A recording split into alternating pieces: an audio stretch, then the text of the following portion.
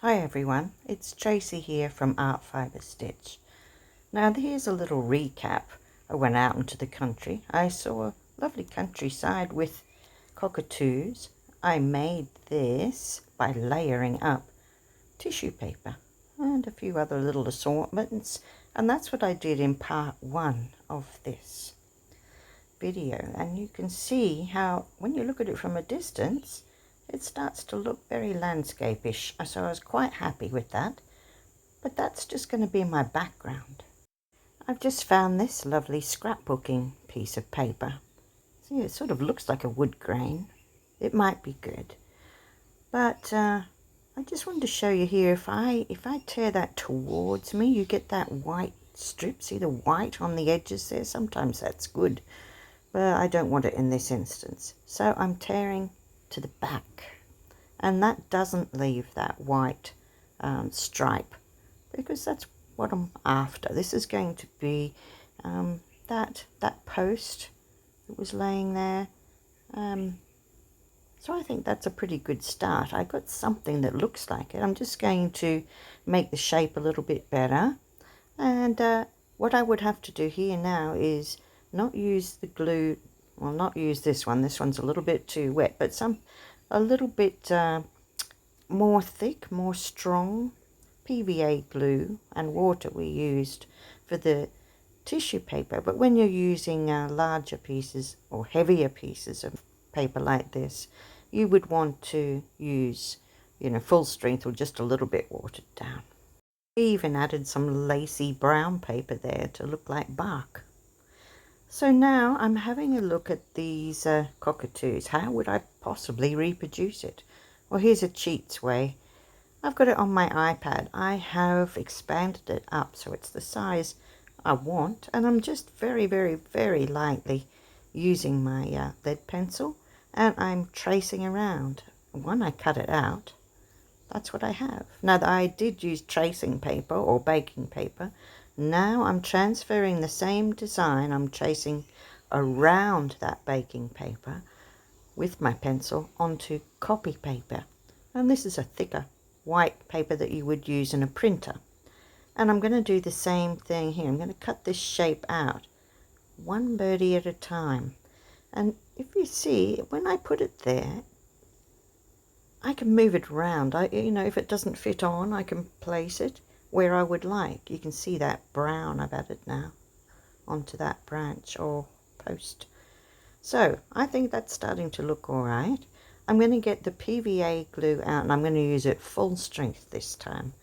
And I am going to pick up one of the birds. I'm going to use a very fine, a smaller paintbrush, add a blob of glue to the back of my cockatoo, and just use my brush to spread it out to the edges. There we are. And down. So it doesn't need a lot more than that, because those cockatoos were really stark against the background. And we've already got the right shape. We know we have, because we cheated from the photo. Tracing is a great idea when you need to do something like that you've got no idea where to start.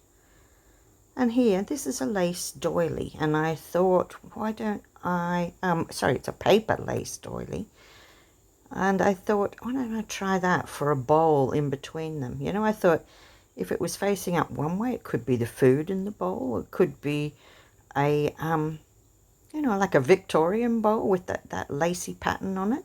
So I grabbed some blue, very lacy kind of paper, and I glued that down with the doily on top.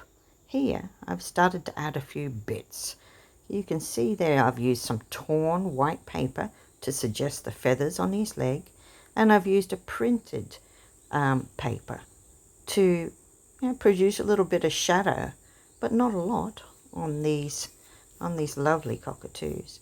But the main thing then, I think, would be claws, beaks, eyes, the tricky things. So we're just going to experiment here. I'm going to try cutting some bits. I'm going to try tearing some bits and see what works best for me, because I don't want to be precise. I just want it to be a suggestion. You see, just like that. So I'll glue those little bits down. That's a torn kind of, what are those papers with lots of fibre in them? So it created a lovely torn edge that I could imagine could be, the claws. So placing them there worked just fine. And I don't need the thicker glue this time. I just watered it down and wet my brush, put a bit of glue down first and then popped that on top. These pieces are tiny and it's very easy to lose them, which is why I'm really just using a basic shape and see what happens. But because it is a very light fibrous paper, it can actually be molded and moved around with my paintbrush. You see, it's a sort of a square shape, but I can nudge it into being a circular one for my eye. And I think, that was a good idea.